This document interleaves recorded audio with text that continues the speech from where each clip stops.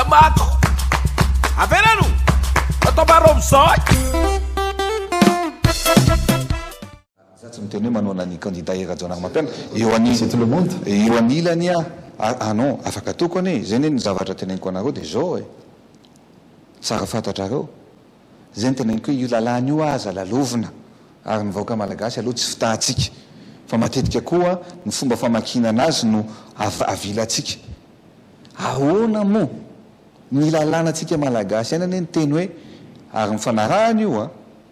tamin'ny Union africaine sy tamin'ny SADC no hoe rehefa tsy milasaka ny filohan'ny tetezamita dia afaka manolo candidat hafa isolo toerana anazy ilatsaka na candidat de substitution dia tenenina zany ve hoe eny ary tia ny candidat ho atolotro fa za tsy hanohana azy lozika ve zany anolotra candidat zany fa tsy hanohana an'le candidat zay ny nangatahana hoe manaova ianao candidat de substitution esorinao ny filatsahanao fa manolotra candidat hafa ianao isolo toerana anao ny fanolorana candidat afaka atao ka fatosoana ave miteny hoe eny ary ny candidat era-jonarym-mampianina zany no candidat ny